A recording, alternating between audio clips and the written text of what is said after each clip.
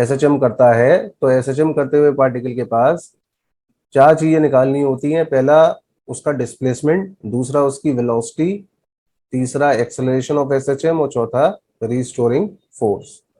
तो हम सबसे पहले निकालेंगे पार्टिकल का डिस्प्लेसमेंट। तो हम पार्टिकल का डिस्प्लेसमेंट कैसे निकालते हैं जरा वो देखें। तो मान लीजिए कि कोई पार्टिकल यूनिफॉर्म सर्कुलर मोशन के अंदर मूव कर रहा है और इस सर्कल के अंदर हमने दो डायमीटर डाल दिए। डायमीटर एक एक्स एक्सेस के लॉन्ग, नाम दे दिया एक्सओ एक्स डैश, और दूसरा वाई एक्सेस के लॉन्ग, नाम दे दिया वाई ओ वाई डैश। अब अगर मान ओके लीजिए कि सर। किसी एक पॉइंट पर पार्टिकल यहाँ बैठा हुआ है पॉइंट पी पर, और ये सर्कल का आपका रेडियस है, इसको नाम दे दिया हमने ए, और इस पार्टिकल का प्रोजेक्शन जो है मैंने मान लिया डाल दिया डायमीटर वाई पर, ये एंगल हो गया 90 का। तो हमारे पास ओ से लेकर के यहाँ तक का जो डिस्टेंस है एन, परपेंडिकुलर डिस्टेंस है पी एन, और ओ से लेके एन तक का ये जो डिस्टेंस है, इस डिस्टेंस को हमने नाम दे दिया वाई। वाई क्या रिप्रेजेंट कर रहा है? तो वाई रिप्रेजेंट कर रहा है डिस्प्लेसमेंट को, डिस्प्लेसमेंट ऑफ पार्टिकल। तो जब पार्टिकल पूरा एक एसएचएम कंप्लीट करेगा तो उसका प्रोजेक्शन जो है वो डायमीटर वाई पर पूरा एक कंप्लीट एसएचएम करेगा, लाइक दिस। जैसे ही पार्टिकल पूरा एक एसएचएम मूव करता है, पूरा एक सर्कुलर मोशन कवर करता है, तो इसका जो प्रोजेक्शन है वो सर्कल के डायमीटर वाई ओ वाई पर टू एंड फ्रो मोशन करना शुरू करता है। तो अब मुझे ओके इस सर। पार्टिकल का डिस्प्लेसमेंट निकालना है। तो डिस्प्लेसमेंट कैसे निकलेगा इस पार्टिकल का? तो ये जो एंगल है, इस एंगल को हमने नाम दे दिया थीटा। थीटा होता है ओमेगा टी के इक्वल। ओमेगा होता है angular velocity, omega is angular velocity, T is the time. अब अगर ये एंगल थीटा है तो नेचुरल है कि ये वाला एंगल भी थीटा ही होगा, इंटीरियर ऑल्टरनेट। अब हमने ट्राइंगल देख लिया, ट्राइंगल ओपीएन, ओपीएन। तो ट्राइंगल ओपीएन के अंदर अगर हम साइन थीटा की वैल्यू को निकालेंगे तो साइन थीटा की वैल्यू हो जाएगी ओ एन अपॉन ओपी। अब ओ एन की जो वैल्यू है वो हो गई वाई के इक्वल, और ओपी की वैल्यू हो गई ए के इक्वल। तो यहां से वाई की वैल्यू आ गई निकल करके ए साइन थीटा। एसएचएम करते हुए पार्टिकल का डिस्प्लेसमेंट का इक्वेशन आ गया Y is equal to A sine theta. और अगर हम इसका प्रोजेक्शन पार्टिकल का डायमीटर एक्स पर डाल दें, नाम दे दिया एम, तो इसका जो डिस्प्लेसमेंट होगा ओ एम, उसको नाम अगर हम एक्स दे दें और एक्स की वैल्यू को सेम तरीके से निकालें तो वैल्यू आ जाएगी ए कॉस थीटा। तो वाई में वैल्यू आ गई ए साइन थीटा और एक्स में वैल्यू आ गई ए कॉस थीटा। इसको हम बोल सकते हैं Y is equal to A sine omega T, और इसको हम बोल सकते हैं X is equal to A cos omega T. तो ये हमारे पास एस एच एम की इक्वेशन आ गई एक्स में और वाई के अंदर। तो y और x हमने दोनों के अंदर वैल्यूज निकाल ली, x में और y में।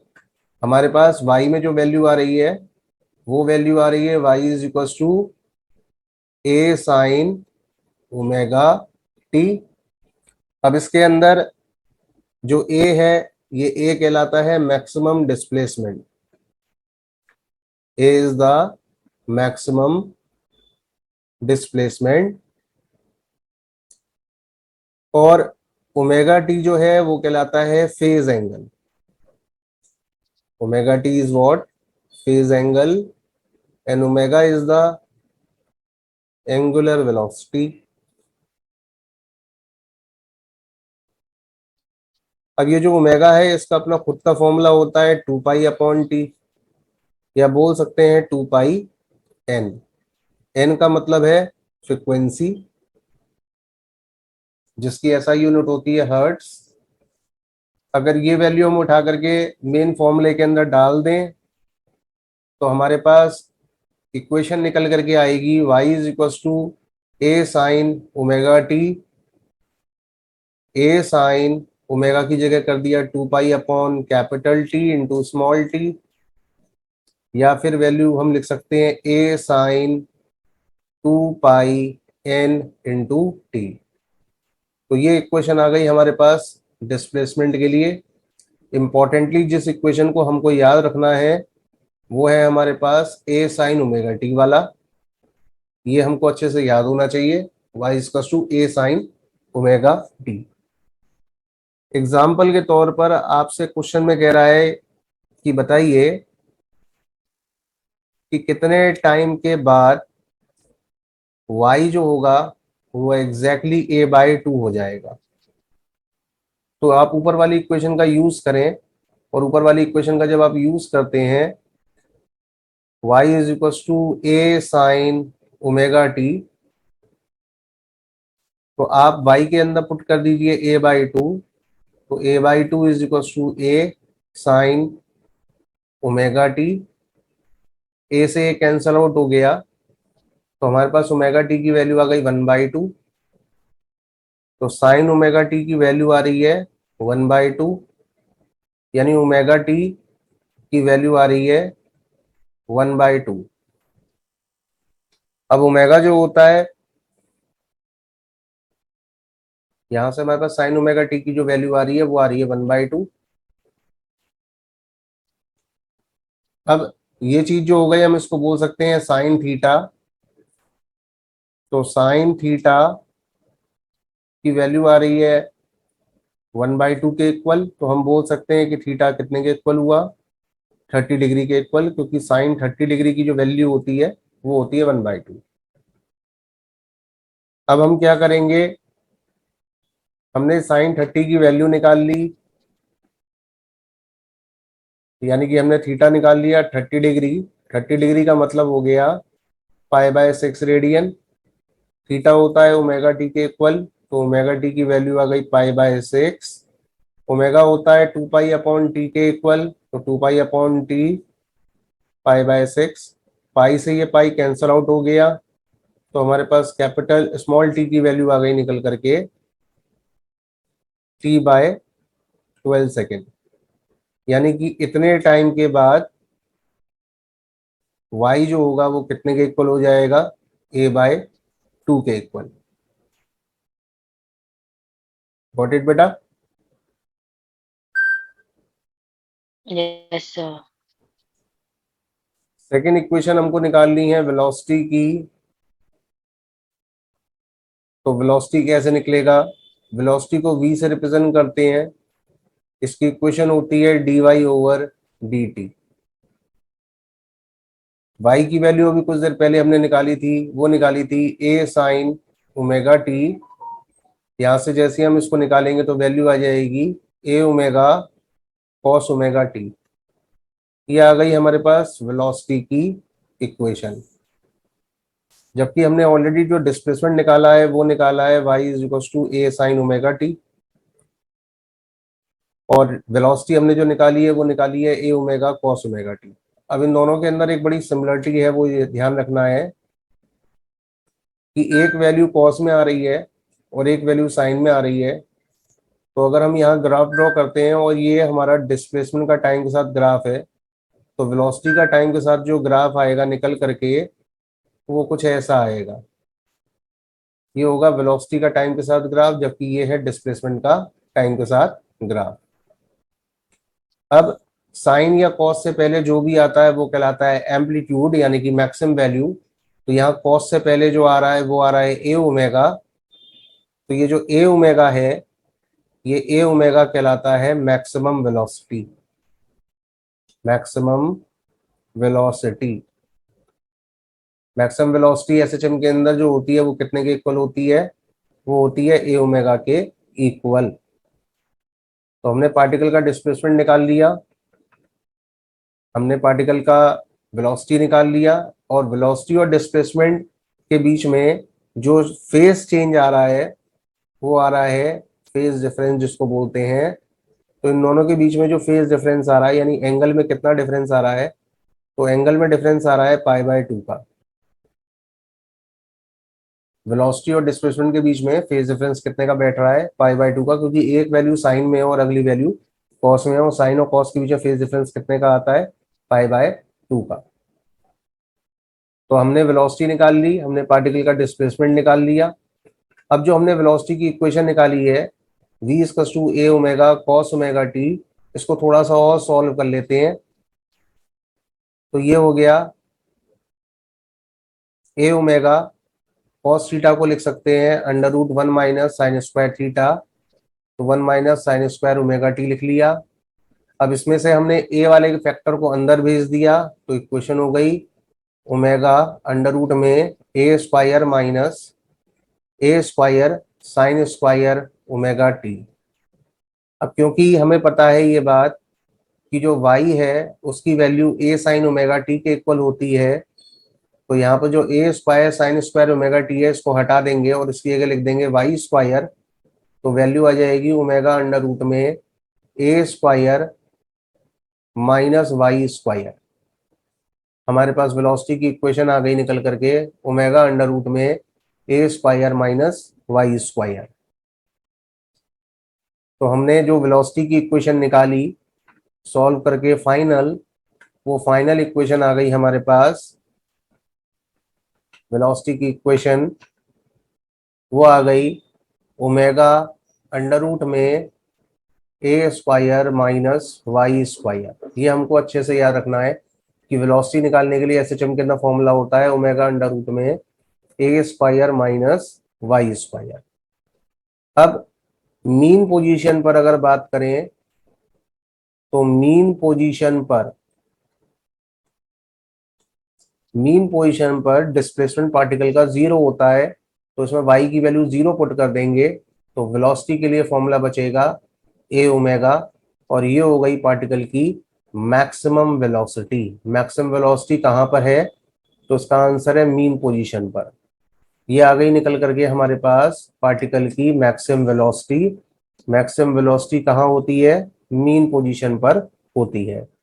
अब अगर हम इसको लगा दें एक्सट्रीम पोजीशन के लिए, तो now for extreme position, extreme position के अंदर y किसके इक्वल हो जाता है, a के इक्वल हो जाता है, और अगर ये वैल्यू उठा के हम इसमें डाल देंगे तो हमारे पास वेलोसिटी का आंसर आ जाएगा 0। यानी एक्सट्रीम पॉइंट पर पार्टिकल की वेलोसिटी क्या होती है, 0, और मीन पोजीशन पर पार्टिकल की वेलोसिटी होती है मैक्सिमम। मैक्सिमम वेलोसिटी का फॉर्मूला होता है a ओमेगा।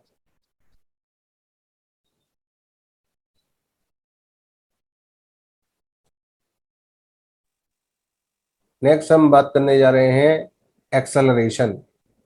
एक्सेलरेशन कैसे निकलेगा, तो पहली चीज तो एक्सेलरेशन को मैंने रिप्रेजेंट कर दिया ACC से, और अगर हमको एक्सेलरेशन निकालना है तो निकालने के लिए dv/dt करेंगे, यानी कि वेलोसिटी का टाइम के साथ डिफरेंशिएशन करेंगे, या 2 बार हम डिस्प्लेसमेंट को टाइम के साथ डिफरेंशिएट कर सकते हैं।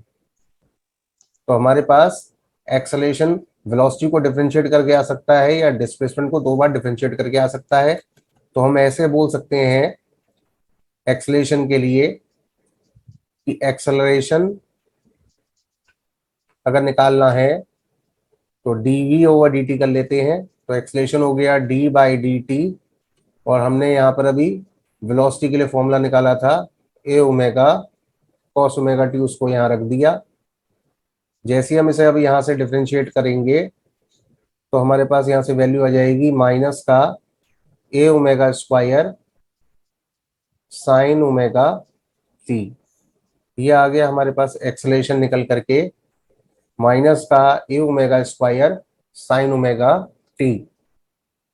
तो हमारे पास जो एक्सेलरेशन आ रहा है वो आ रहा है निकल करके माइनस का a omega square sine omega T. इसमें से a साइन ओमेगा टी को वापस से हम y कर लें तो इक्वेशन आ जाएगी माइनस का ओमेगा स्क्वायर y। तो एक्सेशन के लिए फॉर्मूला आ गया माइनस का ओमेगा स्क्वायर वाई।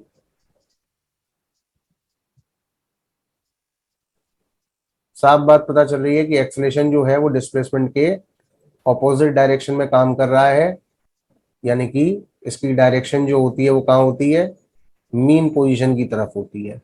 एक्सेलरेशन की डायरेक्शन कहाँ होती है, मीन पोजीशन की तरफ होती है। तो एक्सेलरेशन के लिए फॉर्मूला आ गया माइनस का ओमेगा स्क्वायर वाई। अब एक्सेलरेशन जो कि माइनस का ओमेगा स्क्वायर वाई आ रहा है, इस बात को हम ऐसे भी लिख सकते हैं कि D square Y upon D T square plus omega square Y is equal to 0। ये आ गई निकल के हमारे पास differential equation of S H M. S H M की डिफरेंशियल इक्वेशन हो गई D square Y upon D T square plus omega square Y is equal to 0। This is the differential equation of SHM. This is the differential equation of linear SHM. Linear SHM की differential equation होती है ये। हमने जो acceleration निकाला वो acceleration आया हमारे पास माइनस का ओमेगा स्क्वायर वाई। अब अगर हम बात कर लेंगे मीन पोजीशन पर, तो मीन पोजीशन पर y की वैल्यू 0 होती है, तो एक्सेलेरेशन का आंसर क्या हो गया, 0। और अगर हम बात करेंगे एक्सट्रीम पोजीशन पर, तो एक्सट्रीम पोजीशन पर y की वैल्यू होती है a के इक्वल, तो एक्सेलेरेशन आ गया हमारे पास माइनस का ओमेगा स्क्वायर a। ये हो गया मैक्सिमम एक्सेलरेशन, मैक्सिमम एक्सेलरेशन। तो एक्सट्रीम पोजीशन पर, मीन पोजीशन पर दोनों साइड एक्सेलरेशन निकल करके आ गया। जनरल फॉर्मूला आ गया एक्सेलरेशन का माइनस का ओमेगा स्क्वायर वाई। हमने यहां पर सबसे पहले निकाला था डिस्प्लेसमेंट, जिसकी इक्वेशन आ रही है माइनस ए साइन ओमेगा टी। फिर हमने निकाली वेलोसिटी, जिसकी इक्वेशन आ रही है माइनस का, जिसकी इक्वेशन आ रही है A omega cos omega T. फिर हमने निकाला एक्सेलरेशन, इसकी इक्वेशन आ रही है माइनस का A omega square sine omega T. हमको ध्यान इसमें यह रखना है कि वेलोसिटी और डिस्प्लेसमेंट के बीच में फेज डिफरेंस आता है पाई बाय 2 का, वेलोसिटी और एक्सेलरेशन के बीच में फेज डिफरेंस आता है पाई बाय 2 का। लेकिन अगर डिस्प्लेसमेंट और एक्सेलरेशन के बीच में फेज डिफरेंस निकालेंगे तो ये फेज डिफरेंस आएगा पाई का, यानी कि 180 डिग्री का। तीनों के अगर कर्व बना लें हम, तो तीनों के कर्व कैसे कैसे आएंगे वो देख लें। ये डिस्प्लेसमेंट का कर्व है, ये वेलोसिटी का कर्व है,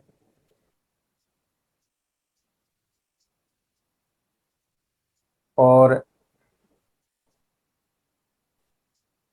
ये हमारे पास एक्सेलरेशन का कर्व है।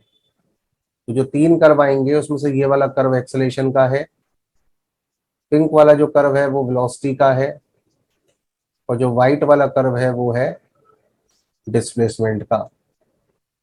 तो ये तीनों के कर्व मिलाकर के बनते हैं एक्सेलरेशन, वेलोसिटी और डिस्प्लेसमेंट का।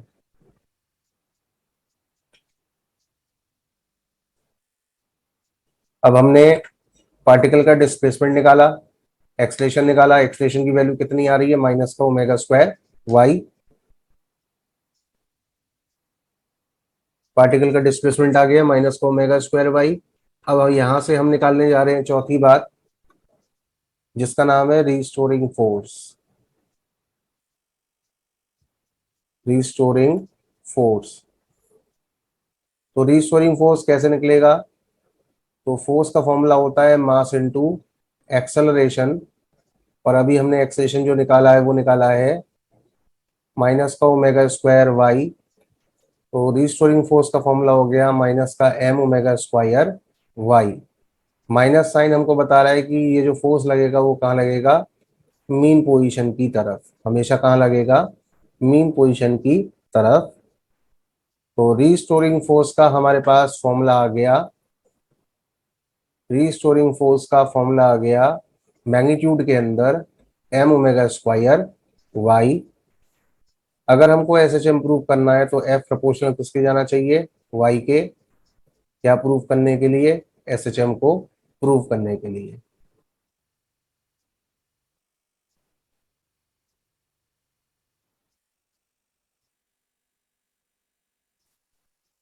नेक्स्ट है आपके पास टाइम पीरियड। तो टाइम पीरियड कैसे निकलेगा, कैपिटल टी से रिप्रेजेंट कर दिया। तो अभी कुछ देर पहले हमने निकाला था एक्सेलरेशन का फॉर्मूला ओमेगा स्क्वायर वाई। यहाँ से हम ओमेगा स्क्वायर की वैल्यू निकाल लेते हैं, तो ओमेगा स्क्वायर की वैल्यू आ जाएगी एक्सेलरेशन अपॉन वाई, यानी कि ऊपर रख दिया हमने एक्सेलरेशन और नीचे रख दिया हमने डिस्प्लेसमेंट। वाई का मतलब है डिस्प्लेसमेंट। तो यहां से ओमेगा की वैल्यू आ गई अंडर रूट में एक्सेलरेशन अपॉन डिस्प्लेसमेंट। अब हमें पता है कि ओमेगा का फॉर्मूला क्या होता है, 2 पाई अपॉन टी।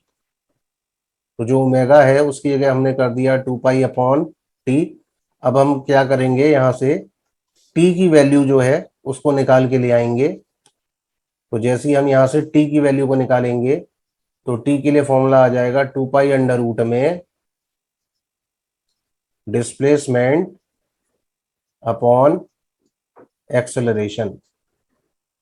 तो ये आ गया हमारे पास एसएचएम के अंदर टाइम पीरियड का फॉर्मूला।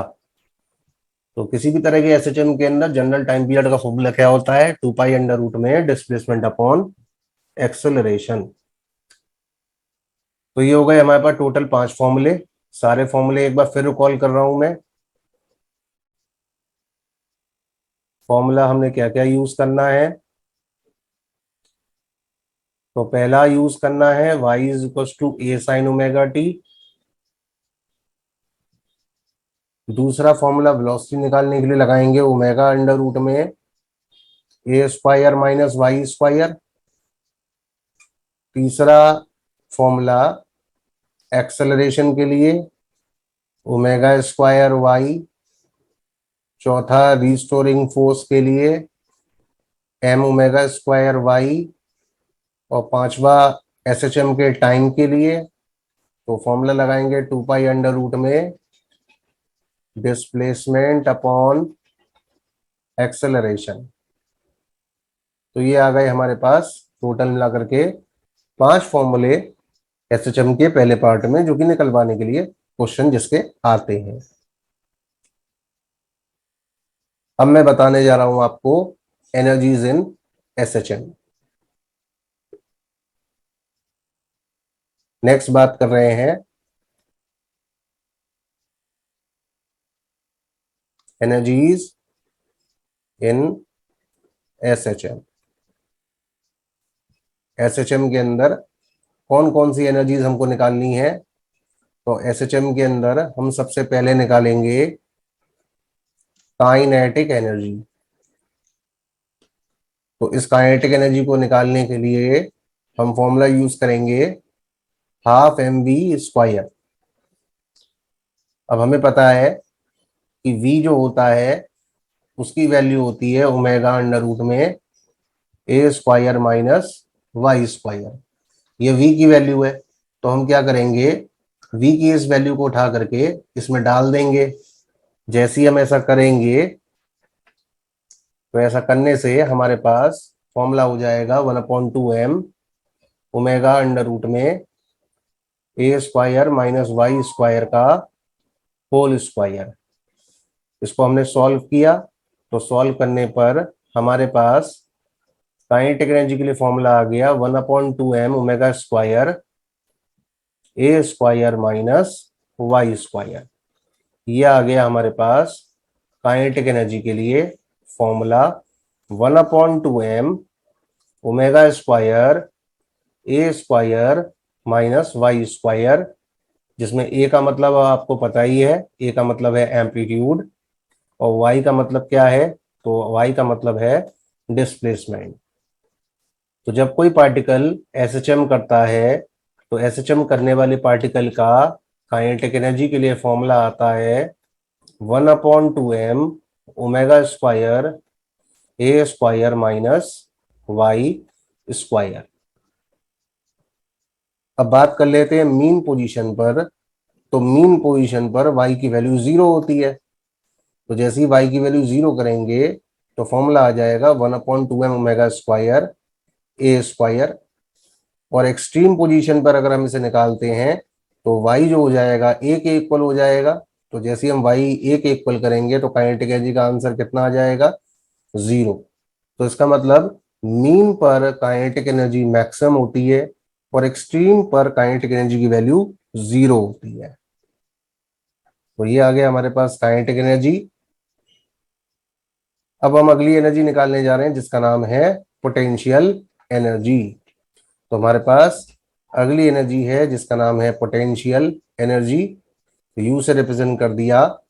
तो हमने एफ का वाई के साथ ग्राफ निकाला क्योंकि हमने कुछ देर पहले फॉर्मूला पढ़ा था एफ का एम ओमेगा स्क्वायर वाई, जिससे पता था कि एफ प्रोपोर्शनल किसके आ रहा है? वाई के। तो हम क्या करते हैं, जैसे ही हम एफ का वाई के साथ ग्राफ लेते हैं तो ये ग्राफ कुछ ऐसा आता है। इस ग्राफ के स्लोप के नीचे का हम एरिया निकाल लेते हैं। तो एरिया आएगा यहाँ से ट्राइंगल का। तो यहाँ से ट्राइंगल का एरिया निकालेंगे तो एरिया रिप्रेजेंट करेगा वर्क डन को, वर्क डन रिप्रेजेंट करेगा पोटेंशियल एनर्जी को। तो वैल्यू आ जाएगी 1/2 बेस इंटू हाइट, तो 1/2 एफ इंटू वाई। तो हमारे पास यहाँ से वर्क डन आ गया ट्राइंगल का, यानी एरिया हमने निकाल लिया ट्राइंगल का। तो फॉर्मूला आ गया 1/2 बेस इंटू हाइट। अब हम एफ के लिए वैल्यू यहाँ पुट कर लें क्योंकि हमें पता है कि एफ का फॉर्मूला क्या होता है। तो एफ का फॉर्मूला होता है एम ओमेगा स्क्वायर वाई।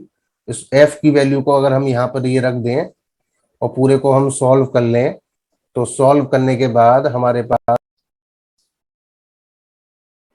तो एनर्जीज इन एसएचएम के अंदर हमने पहली एनर्जी देखी थी काइनेटिक एनर्जी। तो काइनेटिक एनर्जी का फॉर्मूला आपको मैंने बताया था 1/2m omega square A square minus Y square. Second energy जो हमको निकालनी है उसका नाम है पोटेंशियल एनर्जी, जिसको कि यू से रिप्रेजेंट करते हैं। इसको निकालने के लिए हमें फोर्स और डिस्प्लेसमेंट का जो कर्व लिया जाता है, फोर्स और डिस्प्लेसमेंट का जो कर्व है, इस कर्व के स्लोप के नीचे का हमको एरिया निकालना होता है। तो इसके नीचे का एरिया अगर हम निकालेंगे तो ट्राइंगल का एरिया आएगा। तो एरिया बताएगा पोटेंशियल एनर्जी यानी कि वर्क डन, जिसकी वैल्यू हो जाएगी 1/2 बेस इंटू हाइट। अब इसमें ये जो आपको एफ दिख रहा है, इस एफ को आप रिप्लेस कर दीजिए किससे? इस फॉर्मूले से एम ओमेगा स्क्वायर वाई से। तो जैसे ही आप इससे रिप्लेस करेंगे इसको तो पोटेंशियल एनर्जी के लिए फॉर्मूला आ जाएगा आपके पास 1/2 M omega square Y square. ये आ गया निकल के आपके पास पोटेंशियल एनर्जी के लिए formula 1/2 M omega square Y square. तो पोटेंशियल एनर्जी के लिए फॉर्मूला आ गया 1/2 M omega square Y square. Potential energy के लिए हमने फॉर्मूला निकाला 1/2 M omega square Y square. अब बात कर लेते हैं मीन पोजीशन पर। तो मीन पोजीशन पर y की वैल्यू क्योंकि 0 होती है तो हम बोल सकते हैं पोटेंशियल एनर्जी की वैल्यू भी 0 होगी। इसमें अगर y 0 पुट कर देंगे तो u का आंसर भी क्या हो जाएगा? 0। और अगर बात करेंगे एक्सट्रीम पोजीशन पर, तो एक्सट्रीम पोजीशन पर जो y होता है उसकी वैल्यू हो जाती है a के इक्वल। तो अगर हम पोटेंशियल एनर्जी कैलकुलेट करेंगे तो हमारे पास पोटेंशियल एनर्जी निकल करके कितनी आएगी एक्सट्रीम पोजीशन पर? वो आएगी निकल करके 1/2 M omega square A square. ये आ गई पोटेंशियल एनर्जी निकल करके एक्सट्रीम पोजीशन पर, और ये हो गई हमारे पास maximum potential energy. This is maximum potential energy, यानी मीन पर पोटेंशियल एनर्जी मिनिमम और एक्सट्रीम पर पोटेंशियल एनर्जी मैक्सिमम होती है। काइनेटिक का ठीक उल्टा होता है। अब अगर बात करेंगे हम टोटल एनर्जी की, यानी कि तीसरी बात मुझे निकालनी है टोटल एनर्जी। तो टोटल एनर्जी निकालने के लिए हमें काइनेटिक एनर्जी और पोटेंशियल एनर्जी का सम निकालना होगा। अभी कुछ देर पहले हमने काइनेटिक निकाला था 1/2m omega square A square minus Y square, और पोटेंशियल एनर्जी निकाला है हमने 1/2m omega square Y square. अगर इन दोनों को लेकर के हम ऐड कर दें तो हमारे पास टोटल एनर्जी का आंसर आ जाएगा 1/2m omega square A square. ये आ गया हमारे पास निकल करके टोटल एनर्जी। टोटल एनर्जी का फॉर्मूला आ गया 1/2m omega square A square, यानी कि टोटल एनर्जी जो होती है वो वाई पर डिपेंड नहीं करती है, इंडिपेंडेंट होती है डिस्प्लेसमेंट पर। टोटल एनर्जी इंडिपेंडेंट होती है डिस्प्लेसमेंट पर, यानी कि टोटल एनर्जी की वैल्यू वेरी नहीं करती डिस्प्लेसमेंट के साथ। इसकी वैल्यू कैसी रहती है, हर पॉइंट पर बिल्कुल फिक्स। तो ये आ गया हमारे पास टोटल एनर्जी के लिए फॉर्मूला। इससे पहले हमने निकाला काइनेटिक एनर्जी, उसके बाद निकाला पोटेंशियल एनर्जी, उसके बाद निकाला हमने total energy. Kinetic energy, total energy, potential energy, तीनों बातें निकाल ली हमने। अब अगर हम इन तीनों का कर्व मिलाते हैं तो कर्व कैसे बनेगा एनर्जीज के अंदर। तो कर्व के अंदर देखें तो कर्व कैसे बनाएंगे, तो यहां पर ये ग्राफ बनेगा इसका, एक कर्व ये आ गया, एक कर्व ये आ गया। तो ये वाला जो कर्व है, ये पॉइंट जो है वो दिखा रहा है मीन को, ये दिखा रहा है एक्सट्रीम को, ये एक्सट्रीम को। तो एक्सट्रीम पर जो एनर्जी सबसे कम है वो एनर्जी है काइनेटिक, और एक्सट्रीम पर पोटेंशियल एनर्जी की जो वैल्यू होती है वो होती है मैक्सिमम। तो ये जो कर्व आ रहा है ये पोटेंशियल एनर्जी का कर्व है, ये कर्व काइनेटिक एनर्जी का कर्व है, और वो लाइन जो कि इन दोनों को आपस में अटैच कर देगी वो लाइन कहलाएगी टोटल एनर्जी। तो ये हो गया, ये हो गया, इनको आपस में हमने मिला दिया। तो ये जो लाइन जा रही है ऊपर स्ट्रेट लाइन, ये लाइन रिप्रेजेंट करती है टोटल एनर्जी को, जो कि काइनेटिक और पोटेंशियल का सम होती है। अब अगर क्वेश्चन पूछा जाता है कि बताइए काइनेटिक एनर्जी अगर पोटेंशियल एनर्जी के इक्वल आ रही है तो वाई की वैल्यू कितनी होनी चाहिए। तो काइनेटिक एनर्जी का फॉर्मूला हमने निकाला था 1/2m omega square A square minus Y square. Potential energy का फॉर्मूला हमने निकाला है 1/2m omega square Y square. अब अगर काइनेटिक और पोटेंशियल एक दूसरे के इक्वल आ रहा है तो 1/2m ओमेगा स्क्वायर से तो ये कैंसिल आउट हो गया। तो ए स्क्वायर की वैल्यू कितने के इक्वल हो गई, 2y स्क्वायर के। तो y की वैल्यू कितनी आ गई, a/√2। यानी कि अगर y a/√2 के इक्वल हो जाएगा तो ऐसी सिचुएशन के अंदर काइनेटिक और पोटेंशियल एनर्जी दोनों एक दूसरे के इक्वल हो जाएंगी। अब अगर क्वेश्चन में ये कहता है कि बताइए फेज एंगल या टाइम कितने टाइम बाद ऐसा होगा, ठीक है। तो y कितना आ रहा है, a/√2। अब y की वैल्यू आपको बताई गई थी वो किसके इक्वल होती है, a साइन थीटा के इक्वल। तो y आपने पुट कर दिया a/√2 is equal to a sine theta. यहाँ से a से a कैंसिल आउट हुआ, 1/√2 साइन थीटा के इक्वल आ रहा है। तो साइन थीटा हो गया साइन 45 के इक्वल। तो थीटा की वैल्यू कितनी हो गई, 45। 45 को लिख सकते हैं π/4। तो थीटा कितना आ गया, π/4 डिग्री का, π/4 रेडियन का ये थीटा आ गया हमारे पास। अब थीटा किसके इक्वल होता है, ओमेगा टी के। तो थीटा की वैल्यू आ रही है π/4। ओमेगा की जगह लिख दीजिए 2π/t, small T is equal to π/4। यहाँ से पाई से पाई कैंसिल आउट कर दीजिए, स्मॉल टी की वैल्यू निकाल लीजिए। आंसर आ गया t/8 सेकेंड। यानी कि इतने टाइम के बाद काइनेटिक एनर्जी किसके इक्वल हो जाएगा, पोटेंशियल एनर्जी के इक्वल हो जाएगा।